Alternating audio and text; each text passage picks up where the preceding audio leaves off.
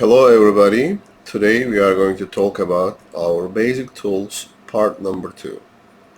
As always, I'm going my designs, going my workbench area. This is a design my daughter did it last night. But let's open up a new design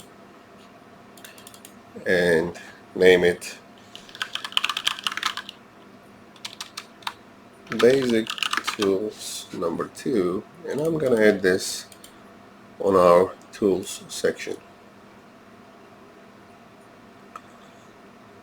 Once we open up our page, we select the product, which we will talk about later on. Tops and tees, as always. I'm going to use a little bit darker background, not fully black, but kind of darker background, so that we can all see everything what's going on in a clear way.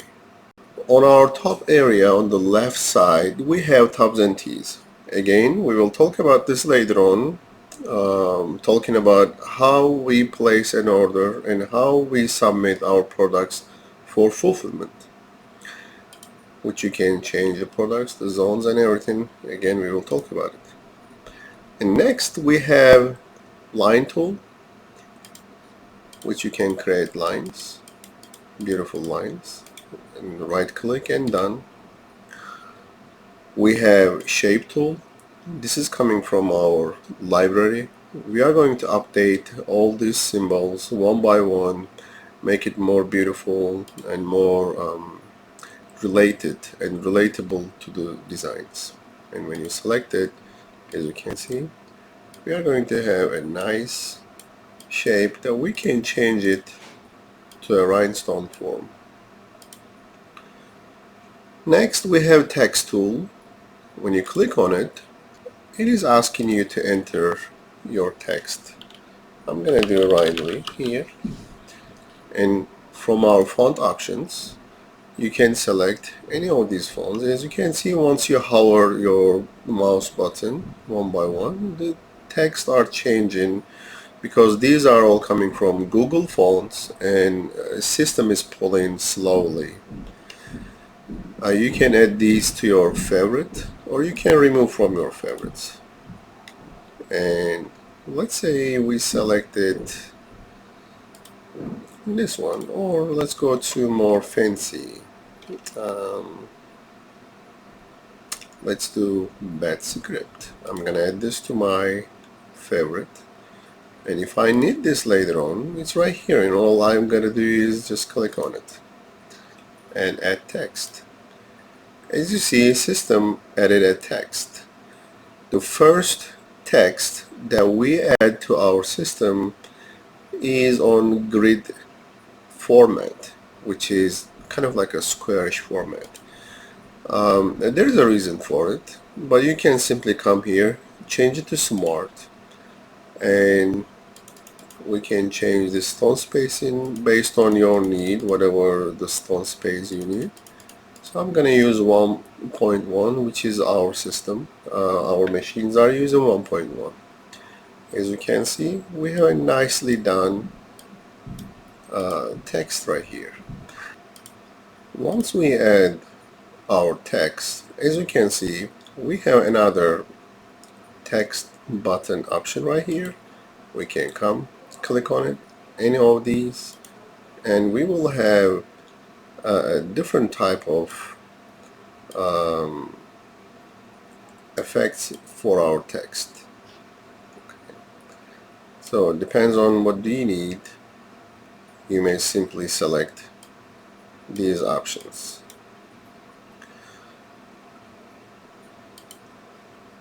Okay, let's get rid of these. Next is manual stone. You click on it and you can simply add stones one by one. Doesn't matter if you hold your mouse and try to drag it, it's not gonna add more than one stone. It's only one stone. The next option is stone brush. As you see here, when you click on it, we have multiple options appeared right underneath. One of them is stone spacing. So you can change the stone spacing however do you want it. Also we have mirror options right here. You can click on it.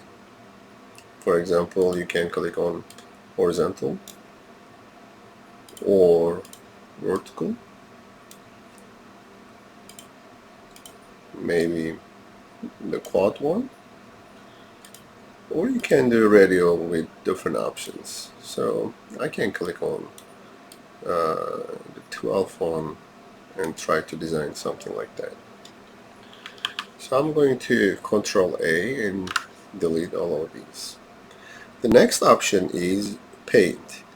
When you when you add any kind of rhinestone design here, so I'm gonna do again the star, and let's say I'm gonna do smart fill on this one. And if you want to paint a certain area in this, you can simply come here and paint that area. The next button is delete. Delete is basically deleting single stones, and our rhinestone forms counted as single. If I click on this one, it's going to delete the entire shape. Or if you have single formation of rhinestones like that and you want to delete a certain area, all you gotta do, you can use the delete button and delete that section. Since these are all one individual stones, you can easily delete with the delete button or the erase button. Or you can simply come here, try to select that and use delete button. The next option is our rhinestone fill forms. So I'm going to add again, this time I will add a heart shape. Okay. So let's demonstrate all these options. The first one is smart. When you click on smart, I'm going to delete the shape and I will change the color to white. The smart is trying to fill the entire shape as nicely and densely as possible.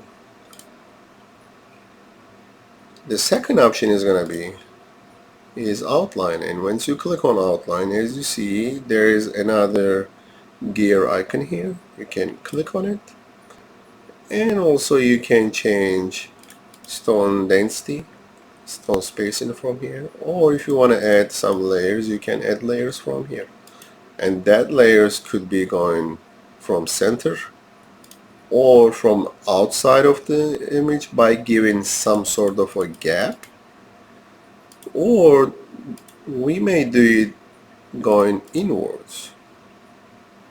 Again, this gap works the same way. The next option is grid. When you click on grid, the stones are filling vertically. As you see, the stones are filled out vertically. You may also say horizontally, but this is basically a vertical fill. We have flexible. When you click on it, flexible is trying to find the best possible option for that text, and I use that very useful. I found that very useful if we are using some sort of like black block type of fonts. Let's say I'm gonna do Rhinely, and I'll come here and search, for example, college font. As you see, the flexible is working pretty nice with this kind of fonts. Okay, let's space this out a little bit.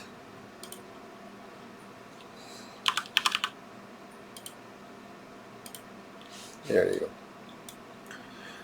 So you may want to play it around and make all kind of fixes here, but at the end it's gonna look really nice. For example, let's take a look at it.